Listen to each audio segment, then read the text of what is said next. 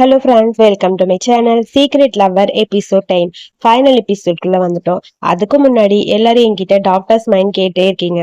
கண்டிப்பா டாக்டர்ஸ் மைண்டும் போடுவேன், beautiful count, அப்புறம் நாக் அவுட், அந்த 3 சீரீஸ் நான் மிஸ் பண்ண மாட்டேன், போட்டுருவேன்.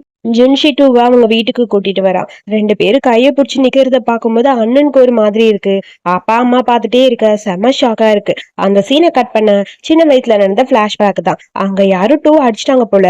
ஜுன்சி ஓவரா ரவுடி போய் மாதிரி மிரட்டிட்டு வரான். இதுக்கப்புறம் அவன் மேல கை வச்சா அவ்வளவுதான் பாத்துக்கோன்னு சொல்லிட்டு ஜுன்சி அப்படியே டூவை தேடிட்டு வர அவன் ஒரு இடத்துல போய் மறைஞ்சு உட்கார்ந்துருக்கான். அவன் பக்கத்துல வந்து ஜுன்சி நிக்கிறான். இங்க பாரு, நான் உன்னை கண்டுபிடிச்சிட்டேன் தெரியுமா? இதுக்கப்புறம் இந்த மாதிரி ஆச்சுன்னா நீ என்கிட்ட வா, என்கிட்ட சொல்லு, சரியா? அவங்க கூடலாம் நீ விளையாடணும்னு அவசியமே இல்ல. உனக்கு நான் இருக்கேன், எப்பவும் சரி, நான் உன் பக்கத்துலயே இருப்பேன்னு சொல்லிட்டு கை கொடுக்க அப்படியே டூ கையை பிடிச்சிட்டு வந்திருப்பான். அந்த மூமெண்ட் அப்படியே ஞாபகம் வர இப்ப 2 பேரும் கையை பிடிச்சிட்டே இருக்க, அது உங்ககிட்ட கொஞ்சம் பேசணுங்கிற மாதிரி ஜுன்சி சொல்றான். அப்பா அம்மா அப்படி பாத்துட்டே இருக்க, ஐயோ ஏன்டா இப்படி பண்ற, எதுக்குடா இவ்வளவு அவசரமா இதெல்லாம் சொல்லணுங்கிற மாதிரி அண்ணன் ஒரு பக்கம் புலம்பிட்டு பாத்துட்டே இருக்க டூக்கு ஒரு மாதிரி இருக்கு. ஜுன்சி அது வந்துன்னு சொல்லி டூ பார்க்க, ஒரு நிமிஷம் இரு, அப்பா அம்மா அது வந்து நான் உங்ககிட்ட, அப்பா ஒரு வழியா இத்தனை நாளுக்கு அப்புறம் எங்க கிட்ட சொல்லணும்னு எனக்கு தோணிருக்கேன், சந்தோஷமா இருக்குன்னு 2 பேரும் சொல்ல, நான் ஒண்ணுமே சொல்லவே இல்லை, நீங்க சந்தோஷமா இருக்குன்னு சொல்றீங்க? ஆமா, நீங்க தாங்க ஆரம்பிச்சதுன்னு சொல்லி அம்மா சொல்றாங்க. நீ தான் ஓகே சொன்ன, பின்னாடி நானும் ஃபாலோ பண்ணிட்டேன். அவன் சொல்லவே இல்லையே, சொல்ற வரைக்கும் வெயிட் பண்ணிக்கலாமோ? சரி சரி பரவாயில்ல, அது எதுக்குன்னு சொல்ல, அவன் என்ன சொல்ல வந்தான்னு உங்களுக்கு புரியுதான்னு சொல்லிட்டு கேக்குறான். எங்களுக்கு இதெல்லாம் முன்னாடியே தெரியும். முன்னாடியே தெரியுமா? ஆமா, நாங்க 2 பேரும் ஒன்னா இருக்க ஒத்துக்கிட்டீங்க, அதுக்கு காரணம், ஏய் எனக்கு தெரியும்டா, நாங்க 2 பேரும் உங்களை வாட்ச் பண்ணிட்டு தான் இருக்கோம், நீங்க 2 பேரும் டேட் பண்றீங்கன்னு தெரியும். எனக்கு ரொம்ப கவலையா இருந்தது, நீ என்கிட்ட சொல்லாம போயிருவேன்னு நினைச்சேன் தெரியுமா? அம்மா ரொம்ப ஃபீல் பண்றாங்க. ஜுன்ஷி அப்படியே அழுக ஆரம்பிச்சிட்டான். டே எதுக்கட அழுகுறேங்கிற மாதிரி அம்மா ஜுன்ஷி பக்கம் போக, ஐம் சாரி, நான் உங்ககிட்ட போய் சொல்லணும்னு நினைக்கவே இல்லை, ஆனா எனக்கு இதை எப்படி உங்ககிட்ட சொல்றதுன்னு தெரியல அப்படின்னு சொல்ல, டேய் நாங்க தான் வெயிட் பண்ணோம், நீ ஏன் வந்து சொல்லுவேன்னு, எங்களுக்கு எந்த பிரச்சனையும் இல்லை, இதுக்கு நீ அழுகவே வேணான்னு அம்மா சொல்றாங்க. நான் போய் சொல்லிட்டேன்னு ரொம்ப ஃபீல் பண்ணிட்டு இருக்கான். ஜென்சி சொல்றான், எனக்கும் டூக்கும் இடையில இருக்க ரிலேஷன்ஷிப்பை பத்தி சொன்னா நீங்க என்ன பண்ணுவீங்கன்னு, பட் நான் அது தெரிஞ்சா நீங்க ஃபீல் பண்ணுவீங்கன்னு தான் சொல்லல அப்படின்னு சொல்ல, இது அவனோட தப்பு எதுவும் கிடையாது, என்னோட தப்பு தான் டூன்னு சொல்றான். 2 பேரும் கை டைட்டா பிடிச்சிட்டு பேசிட்டே இருக்க, நீங்க பொய்யெல்லாம் சொல்லவே இல்லை, ஆக்சுவலி என்கிட்ட உண்மையை மறைச்சிருக்கீங்க, அவ்வளவுதான், மற்றபடி வேற எதுவும் இல்லை, எனக்கே உங்க 2 பேரை பத்தி முன்னாடியே தெரியுமேங்கிற மாதிரி அம்மாவும் சொல்றாங்க. இதை பத்தி நீ கவலைப்படவே வேணாம், நீங்க 2 பேரும் எந்த தப்புமே பண்ணல, நீங்களா தான் இருக்கீங்க, எப்பயோ எங்களுக்கு தெரியும்னு சொல்ல அந்த சாப்பாடுலாம் ஊட்டி விட்டான்ல, அதெல்லாம் அம்மா பார்த்து சிரிச்சிருப்பாங்க, அம்மாக்கு அதெல்லாம் அப்பவே தெரிஞ்சிருக்கும். ஒருத்தரை நம்ம லவ் பண்ணும்போது அதை மறைக்க முடியாது, அதை மறைக்கணுங்கிற அவசியமும் கிடையாதுங்கிற மாதிரி அம்மா சொல்ல, அப்ப இந்த ஃபேமிலியில் இருக்க எல்லாருக்குமே இது தெரியுது, எனக்கு கூட அது தெரியலையாங்கிற மாதிரி யூஷு சொல்றான். இருடா உன் மண்டையிலே கொட்டுறேங்கிற மாதிரி அப்பா கொட்டுறாங்க. உனக்கு இதெல்லாம் தேவைதாண்டான்னு சொல்லிட்டு அடிச்சிட்டு இருக்காங்க. அப்படியே ஜென்சி அழுதுட்டு இருக்க, நீ கவலைப்படாதங்கிற மாதிரி கணத்தை பிடிச்சிட்டு அப்படியே டூ அவனை பார்த்துட்டே இருக்கான். அப்பா அதை பார்த்து சிரிச்சுட்டே அப்படியே ஒரு மாதிரி ஹாப்பியா இருக்கு. அப்புறம் டூ நின்றுட்டு இருக்க, அங்கே யுஷு வரான். யுஷு கேட்குறான், என் பிரதர்கிட்ட நீ சீரியஸாக தாண்டா இருக்கேன்னு. அதுக்கு டூ எதுவுமே பேசாமல் பார்த்துட்டே இருக்க, ஏன் இந்த மாதிரி நினைக்கிற, ஆக்சுவலி நீ எப்படி இருக்கன்னு எனக்கு தெரியல, நீங்கள் 2 பேரும் ஒன்றா இருந்தால் ஓகே தான். அவனை எப்போ உனக்கு பிடிச்சதுன்னு சொல்லி கேட்க, அது நான் சொல்ல முடியாது, எனக்கு ரொம்ப நாளைக்கு முன்னாடி அவனை பிடிச்சிருக்கு, எப்பயுமே பிடிக்கும்னு சொல்ல கையில் போட்டு கறிங்க ஊற்று பார்க்குறான். கல்யாணம் பண்ணிக்கிற ஐடியா இருக்கா அப்படிங்கிற மாதிரி கேட்க 2 பேரும் கேஷுவலாக பேசிகிட்டு இருக்காங்க. இது எல்லாத்தையுமே தள்ளி நின்று அப்படியே அங்கே ஜுன்ஷி பார்த்துட்டே இருக்கான். சொல்லுடா, கல்யாணம் பண்ணதுக்கப்புறம் 2 பேரும் ஒன்றா தானே இருக்க போகிறோம், எங்கே இருந்தாலும் சரி ஜுன்ஷி கூட தான் நான் இருப்பேங்கிற மாதிரி அப்படியே நம்ம டூவும் சொல்லிட்டு இருக்கான். 2 பேரும் பேசிகிட்டே இருக்காங்க. சின்ன வயசுலேருந்து 2 பேருக்குள்ள ஒரு சின்ன பாசிட்டிவ்னஸ் இருக்கும் போல், அதாவது ஜுன்ஷி யார்கிட்ட க்ளோஸாக இருக்கா அப்படிங்கிற மாதிரி. யூஷுக்கு செம்ம டென்ஷன் ஆகிடுச்சு, அவன் என்கிட்ட தான் எப்பயுமே க்ளோஸாக இருப்பாங்கிற மாதிரி பேசிட்டு 2 பேரும் கேஷுவலாக அப்படியே காமெடியாக பண்ணிட்டு இருக்காங்க. இது எல்லாத்தையுமே ஜுன்ஷி அங்கே தள்ளி நின்று பார்க்குறான். என்ன பேசுகிறாங்கன்னு தெரியல, பட் 2 பேரும் க்ளோஸாக இருக்கிறத பார்க்கும்போது ஹாப்பியாக இருக்குது. அம்மா ஃப்ரூட் கொண்டு வந்து கொடுக்குறாங்க, நைட்டு ஸ்டே பண்ணிட்டு போ, சாப்பாடு ரெடி பண்ணுறேன்னு சொல்ல, சரிம்மான்னு சொல்லிட்டு இருக்க. அம்மா உங்ககிட்ட ஒன்று கேட்கணும், அப்பாவுக்கும் உங்களுக்கும் நாங்கள் 2 பேரும் ஒன்றா இருக்கிறது தெரியும்னு சொன்னீங்களே, எப்போ தெரியும்னு சொல்லி கேட்க, அதுவா, அது ரொம்ப நாளைக்கு முன்னாடியே தெரியும்டா, அது ரொம்ப நாளைக்கு முன்னாடினா ஆக்சுவலி நீங்கள் ஃபஸ்ட்டு இந்த காலேஜ்குள்ளே போனோன்னே தெரியும், அப்போ நாங்கள் 2 பேரும் ஒன்றாவே இல்லையே நம்ம சொல்கிறோம். ஓ அப்படியா, அப்போ நாங்கள் தான் தப்பாக புரிஞ்சுக்கிட்டோம் போல இருக்குது, நீ க்ளோஸாக இருந்ததை பார்த்துட்டு நாங்கள் அந்த மாதிரி நினச்சோன்னு சொல்ல, ஜுன்ஷிக்கு அப்போ தான் புரியுது, அப்போவே அவனை எனக்கு பிடிச்சிருக்கு, நான் தான் மறைச்சிட்டேன் போல, மனசில் தெரியல அப்படிங்கிற மாதிரி யோசிச்சுட்டு இருக்கான். அதுக்கப்புறம் 2 பேரும் ஒரு வழியாக அவங்க வீட்டுக்கு வந்தாச்சு. அம்மா என்ன சொன்னாங்கன்னு சொல்லி கேட்க, அம்மா என்கிட்ட என்ன சொன்னாங்கன்னா, நம்ம 2 பேர் க்ளோஸாக இருக்கிறத பார்த்து முன்னாடியே அவங்க நம்ம 2 பேரும் ஒன்றா இருக்கோன்னு நினச்சிருக்காங்க அப்படிங்கிற மாதிரி ஜுன்சி சொல்கிறான். வீட்டை வந்து பார்த்தா வீடு ஃபுல்லாக ஒரே மெஸ்ஸியாக கிடக்குது. ஐயோ, இந்த பிளேஸ் எல்லாம் எப்படி இருக்குது, இப்போ என்ன பண்ண போகிறோம், ஒன்றா சேர்ந்து க்ளீன் பண்ணிடலாம் அப்படிங்கிற மாதிரி ஜுன்சி போகிறான். இரு, நாளைக்கு க்ளீன் பண்ணிக்கலாம், உன்னை ரொம்ப மிஸ் பண்ணேன் தெரியுமா இன்றைக்கி அப்படின்னு சொல்லிட்டு அப்படியே அவங்ககிட்ட க்ளோஸாக போகிறான். அப்புறம் 2 பேரும் அப்படியே கொஞ்சம் இன்டிமேட்டாக இருக்க ஆரம்பிக்கிறாங்க. போதும் போதும், இந்த ஒர்க்கெலாம் முடிச்சுட்டு அதுக்கப்புறம் பார்த்துக்கலாங்கிற மாதிரி ஜுன்சி சொல்கிறான். இல்லை இதெல்லாம் இப்போதைக்கு வேணாம், காலையில் பார்த்துக்கலான்னு சொல்லிட்டு 2 பேரும் அப்படியே போயாச்சு. அவங்க வேலையை அவங்க ஆரம்பிச்சிட்டாங்க. அதுவும் ஜுன்சியை பார்க்கணும், விடவே மாட்டேங்கிறான் டூவை. அதுக்கப்புறம் 2 பேருக்கு இடையில க்யூட்டான அங்கே ஒரு ரொமான்டிக் மூமெண்ட்டு. அப்படியே 2 பேர் அங்கே மேட் எல்லாத்தையும் முடிச்சுட்டு மார்னிங் அப்படியே தூங்கிட்டு இருக்கான் டூ. ஃபஸ்ட்டு ஜுன்சி எந்திரிச்சிட்டான் போல, ஏதோ தேடிட்டு இருக்கான். இவன் நல்லா தூங்கிட்டு இருக்க, தூக்கத்தில் ஏதோ பேசுகிற மாதிரி இருக்கு. என்னதுன்னு திரும்பி பார்த்தா இவன் ஏதோ தேடிட்டு இருக்கான். என்ன தேடிட்டு இருக்க? சாரி, நான் உன்னை எழுப்பி விட்டேனா? இல்லை காலையில் கிளாஸ் இருக்குல்ல, ஸோ கரெக்டாக தான் எழுந்திருக்கேன். என்ன தேடுற? என்னோட என் ரிங்கு எங்கே போச்சுன்னே தெரியல, அதை தான் தேடிட்டு இருக்கேன் அப்படின்னு சொல்ல, அப்புறம் டூக்கு ஒரு மாதிரி இருக்கு. டக்குன்னு எழுந்திரிச்சு ஷர்ட்லாம் போட்டுட்டு அந்த ரிங் இவங்கிட்ட தான் இருக்கும் போல, அந்த பாக்ஸ்லேருந்து அந்த ரிங்கை எடுத்து கொடுக்குறான். அப்புறம் டூ சொல்கிறான், நம்ம 2 பேரும் இங்கே வந்ததுக்கப்புறம் நீ அதிகமாக இது போட்டுக்கவே இல்லை, உனக்கு இது பிடிக்கலையோன்னு நான் நினச்சேன் அப்படின்னு டூ சொல்கிறான். அந்த மாதிரிலாம் எதுவும் இல்லைங்கிற மாதிரி ஜுன்சி அப்படியே பார்த்துட்டே இருக்க, டக்குன்னு அந்த ரிங்கை கையில் வச்சுட்டு அப்படியே டூ உட்காந்துட்டான். அந்த ரிங்கையே பார்த்துட்டு இருக்கான்.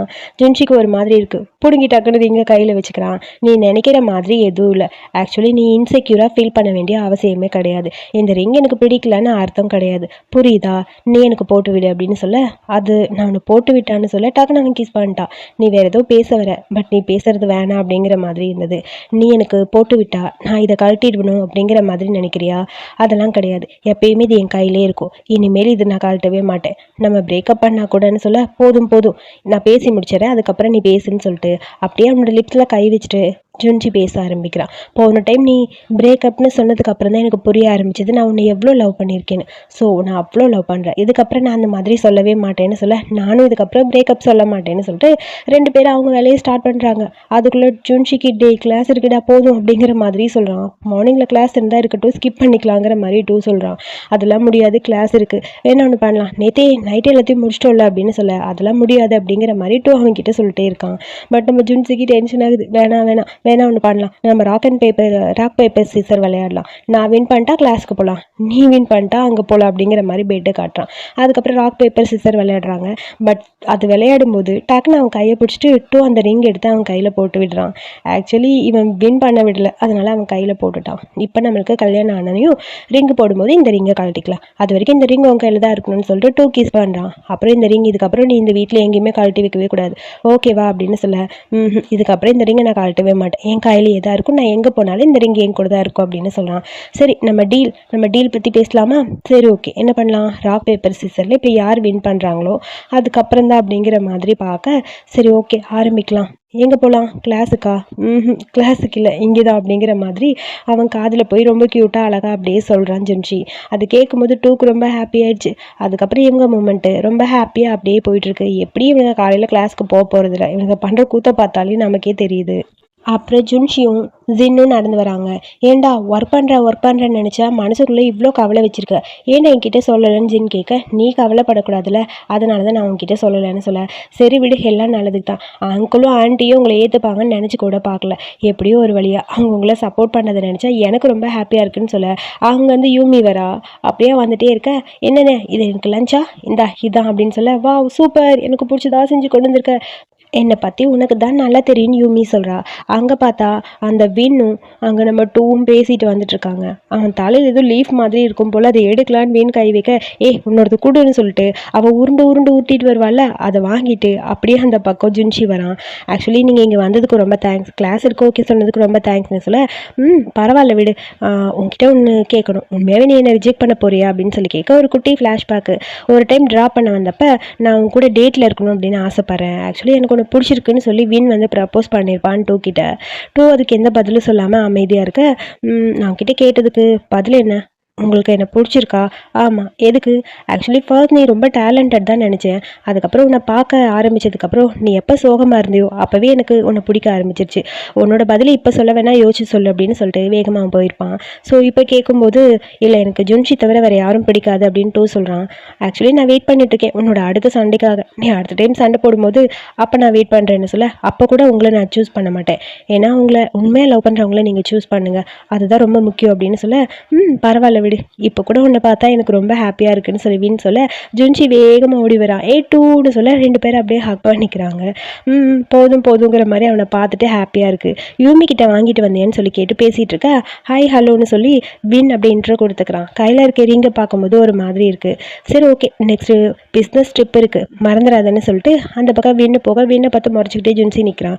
என்னாச்சு உனக்கு ஜலசாக இருக்கான்னு சொல்லிட்டு கேட்க ஆமாம் எனக்கு ஜலசாக தான் இருக்குன்னு சொல்ல சரி விடு விடு பார்த்துக்கலாம் அப்படின்னு சொல்ல ஃபஸ்ட்டு யூமி உங்ககிட்ட வந்தப்போ நான் எனக்கு அப்படி தான் இருந்ததுன்னு சொல்லிட்டு டூவும் பேசுகிறான். 2 பேர் அப்படியே பேசிக்கிட்டே போயிட்டுருக்காங்க. இவங்க 2 பேரையும் பார்க்கும்போது யூமிக்கும் ஜின்னுக்கும் ஒரு மாதிரி இருக்குது.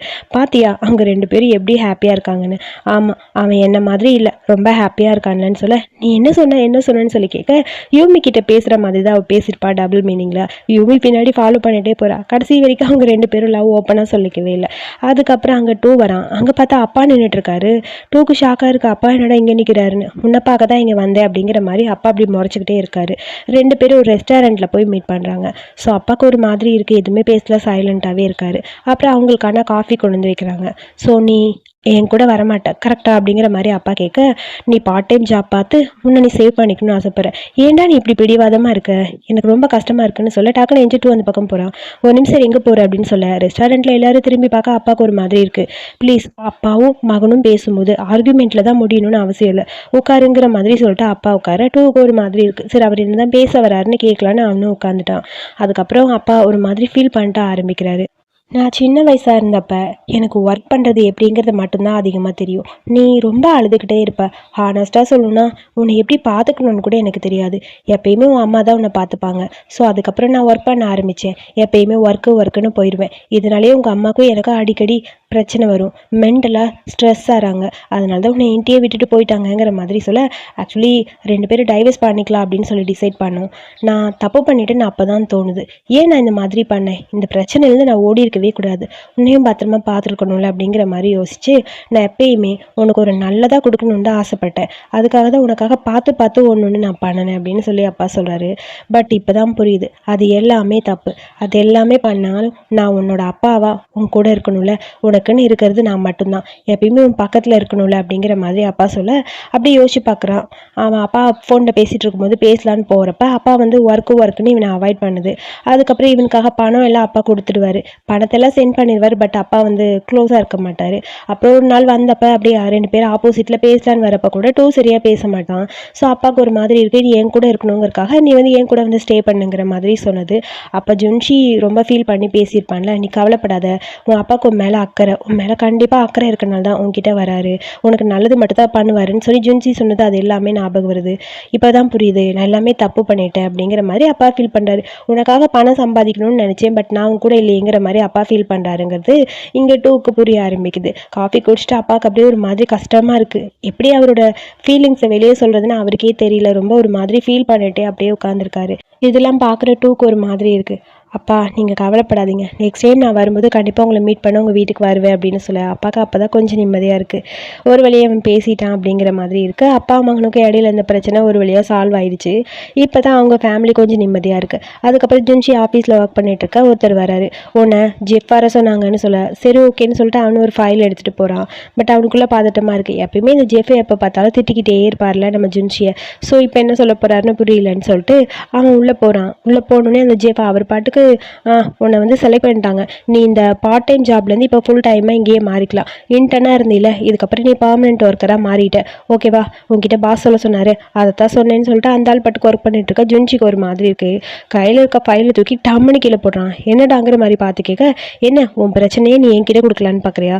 தேவையில்லை எனக்கு எல்லாமே கரெக்டாக தெரியும். நான் எல்லா கேரக்டரும் கரெக்டாக தான் பண்ணேன்னு எனக்கு தெரியுங்கிற மாதிரி பல்ல கடிச்சிட்டு அவன் மேலே இருக்க தப்பே இல்லைங்கிற மாதிரி சொல்லிட்டு ரொம்ப தேங்க்ஸ் எனக்கு இந்த ஒர்க் வேணான்னு சொல்லிட்டு அவன் பாட்டுக்கு வெளியே வந்துட்டான். ஜெஃப்க்கு ஷாக்காக இருக்குது என்னடா நடக்குதுன்னு. அதுக்கப்புறம் இங்கே ஜுன்ஷியும் டூவும் பேசிகிட்டு இருக்காங்க. உண்மையாகவே ஒர்க் வேணான்னு சொல்லிட்டியா? பெரிய கம்பெனிடா, கிடைக்கிறதே கஷ்டம், உனக்கு கிடைச்சதுல ஏன் வேணான்னு சொன்னேங்கிற மாதிரி டூ ரொம்ப ஃபீல் பண்ணுறான். பட் ஜுன்ஜியை பொறுத்த வரைக்கும் அந்த வேலை வேணாம் அப்படிங்கிற மாதிரி யோசிச்சுட்டு எனக்கான வேலை கிடைக்கும், எனக்கு பிடிச்ச ஒரு வேலை, பரவாயில்ல, நான் பழையபடி இருந்தால் கண்டிப்பாக சூஸ் பண்ணியிருப்பேன். பட் இப்போ அப்படி இல்லை, என்னை பொறுத்த வரைக்கும் எனக்கு எது கரெக்டோ அதை பார்த்து நான் செய்யணும்னு ஆசைப்பட்றேன். ஸோ நான் அந்த மாதிரியே பண்ணுறேன். அந்த கம்பெனியில் நான் கண்டிப்பாக ஜாயின் பண்ண மாட்டேன். ஜாயின் பண்ணால் நான் நானாக இருக்க மாட்டேன். எனக்கான பெஸ்ட் என்ன சூஸ் பண்ண மாதிரி அதுவும் கிடைக்கும் எப்படி அப்படிங்கிற மாதிரி சொல்ல, அப்படியா, நீ என்னை விட பெஸ்ட்டாக யாராவது பார்க்க போறியான்னு சொல்லி கேட்க, இல்லை அப்படின்னு சொல்கிறான். அப்புறம் 2 பேரும் காமெடி பண்ணிட்டு விளையாண்டுட்டு இருக்காங்க. அங்கே இருக்க ஃப்ரூட்ஸ்லாம் கையில் வச்சுட்டு ஃப்ரூட்ஸை கொடுக்குற மாதிரி கிஸ் பண்ணுறான்னு ஜுன்ஷி. இப்படி இவங்க மூமெண்ட் ஒரு பக்கம் ஹாப்பியாக போயிட்டுருக்கு. ஏன்டா கடையில் வந்து கூட சும்மா இருக்க மாட்டானுங்க போல், அதுவும் சூப்பர் மார்க்கெட்டு, பெரிய சூப்பர் மார்க்கெட் வேறு. அதுக்கப்புறம் எல்லாத்தையும் முடிச்சுட்டு அங்கே இருக்க ஃப்ரூட் எல்லாத்தையும் எடுத்து வச்சுட்டு இருக்கா. உங்ககிட்ட ஒர்க் பண்ணுறவங்களாம் ரொம்ப அழகாக இருக்காங்க அப்படிங்கிற மாதிரி ஒரு அம்மா சொல்கிறாங்க. அவங்க 2 பேரும் என்னோட பசங்க அப்படின்னு சொல்ல, வா உங்கள் பசங்களா, 2 பேரும் ரொம்ப க்யூட்டாக அழகாக இருக்காங்க அப்படிங்கிற மாதிரி சொல்ல, அப்பா உன்னையும் பையன்னு சொல்லிட்டாரு, ஹாப்பியானு சொல்ல, எப்பயுமே நான் பையன்தான் இருக்குங்கிற மாதிரி டூவும் சொல்கிறான். 2 பேரையும் பார்க்கும்போது அப்பாவுக்கு அவ்வளோ ஹாப்பியாக இருக்காங்க. இருக்க ஃப்ரூட்ஸ் எல்லாத்தையும் அரேஞ்ச் பண்ணிட்டு டூ ஜுன்ஷி அப்படியே பேசிகிட்டு இருக்காங்க. சரி, நம்ம இன்டர்ன்ஷிப் முடிஞ்சதில் ட்ரிப்புக்கு எங்கேயாவது போகலாமான்னு சொல்லிட்டு 2 பேரும் ட்ரிப்புக்கு போகிறதுக்காக பிளான் பண்ணி ட்ரிப்புக்கும் வராங்க. இந்த இடத்த என்னால் எப்பயுமே மறக்க முடியாதுன்னு சொல்லி ஐஸ்கிரீம் சாப்பிட்டுட்டு 2 பேரும் அப்படியே வந்துட்டே இருக்காங்க. அந்த மூமெண்ட் எல்லாம் ரொம்ப ஹாப்பியாக இருக்குது. ஆக்சுவலி எனக்கு சின்ன வயசில் ஃபஸ்ட்டு மேலே லவ் வந்தது இந்த இடத்துல தான் டூ சொல்கிறான். என்ன சொல்கிறேன்னு சொல்லி கேட்க ஒரு குட்டி ஃப்ளாஷ்பேக்கு. அப்படியே அமைதியாக உட்காந்துருக்குறான். அங்கே டூ ஜுன்ஷி தேடிட்டு இருக்கான். இந்த ஜின்னு சாக்லேட் வாங்கிட்டு வர, ஐஸ்கிரீம் வாங்கிட்டு வரேன்னா இன்னும் காணுமேன்னு சொல்ல, அப்படியே டூ அழுதுகிட்டே இருக்க. எதுக்காக நீ அழுதுட்டு இருக்க? அப்பா என்கிட்ட போய் சொல்லிட்டாரு, அம்மா என்கிட்ட போய் சொல்லிட்டாங்க, யாருக்குமே நான் வேணான்னு சொல்லிட்டாங்கன்னு சொல்லிட்டு டூ அழுதுகிட்டே இருப்பான். டக்குன்னு ஜுன்ஷி அவனை ஹேக் பண்ணிக்கிறான். நீ கவலைப்படாத சரியா, நீ அழுகவே கூடாது. அவங்க உங்ககிட்ட போய் சொன்னால் பரவாயில்ல, இதுக்காகலாம் அழுக வேணாம். யாருக்கும் ஒன்று வேணான்னு சொன்னால் பரவாயில்ல, உனக்கு அவங்க வேணான்னு விட்டுரு. என் அம்மாவை நான் உனக்கு தரேன், என் அப்பாவை உனக்கு தரேன், அப்புறம் என்னோட பிரதரை கொஞ்சமாக அவங்ககிட்ட ஷேர் பண்ணிக்கிறேன். அப்போ நீ அப்படின்னு சொல்லி அவன் கேட்க, என்ன முழுசாக உனக்கு நான் கொடுத்துருவேன், நான் உனக்கு முழுசா அப்படின்னு சொல்ல, அது கேட்கும்போது எப்பயுமே வா அப்படின்னு சொல்லி டூ கேட்குறான். எப்பயுமே நான் உனக்கு தான் சொல்லிட்டு அவன் கையை பிடிச்சிருப்பான். ஸோ அந்த குட்டி பையனாக இருக்கும்போது நடந்த அந்த குட்டி குட்டி மூமெண்ட்ஸ் எல்லாமே அப்படியே கண்ணு முன்னாடி இப்போ நடக்கிற மாதிரி இருக்குது. 2 பேரும் அந்த மூமெண்ட்டை பார்த்துட்டே இருக்க, அப்போ நான் எதனால் அப்படி சொன்னேன்னு தெரில, பட் இப்போ சொல்கிறேன், என்ன முழுசாக உனக்கே கொடுத்துட்டேன்னு சொல்ல, டக்குன்னு நான் ஹக் பண்ணிக்கிறான் டூ. 2 பேருக்கு இடையில எமோஷ்னல் ஹக் அப்படியே ஒரு மாதிரி டீப்பாக போயிட்டுருக்கு. டைலாகே இல்லை, பட் ரொம்ப ஹாப்பியாக இருக்குது. எப்பயுமே நான் உனக்கு மட்டும்தான் அப்படின்னு சொல்லி ஜுன்சி சொல்ல, அதை கேட்கும்போது டூக்கு இன்னும் ஹாப்பியாக இருக்குது. எப்பயுமே வான்னு சொல்லி கேட்க, ஆமாம் இப்போ மட்டும் இல்லை, எப்பயுமே நான் உனக்கு மட்டும்தான் அப்படின்னு டூ சொல்ல, அடுத்து என்ன பண்ண போகிறோன்னு சொல்ல, காதுக்குள்ளே லைட்டாக போய் ஏதோன்னு சொல்கிறான். அதெல்லாம் முடியவே முடியாதுன்னு சொல்ல, சரி ராக் பேப்பர் சிசர் விளையாண்டு டிசைட் பண்ணிக்கலாமா, ஓகே விளையாடலான்னு சொல்லிட்டு 2 பேர் ராக் பேப்பர் சிஸ்டர் விளையாடுறாங்க. எப்பயும் நம்ம டூ தான் வின் பண்ணுவான். இன்னைக்கு வின் பண்ணது இங்கே நம்ம ஜுன்ஷி. ஃபைனலி நான் வின் பண்ணிட்டேன், உன்னை சும்மா விட மாட்டேன்னு சொல்லி அவனை துரத்திட்டு வரான். அப்படியே டூவோட இவன் போய் அவன் மேலே ஏறிக்கிறான். பீச்சில் 2 பேரோட மூமெண்ட்டு ஹாப்பியாக போயிட்டே இருக்குது. ரொம்ப க்யூட்டான அழகான சீரீஸை இந்த இடத்துல முடிச்சிருக்காங்க. எனக்கு இந்த சீரீஸ் பர்சனலாக ரொம்ப ரொம்ப பிடிக்கும். ரொம்ப க்யூட்டான சின்ன ஸ்டோரி இருந்தாலும் அழகான ஒரு ஸ்டோரி. யாருக்கெல்லாம் பிடிச்சிருக்குன்னு கமெண்ட்டில் சொல்லுங்கள். இதே மாதிரி மூவி பார்க்க மறக்காமல் என்னோட சேனலை சப்ஸ்கிரைப் பண்ணிக்கோங்க. தேங்க்யூ.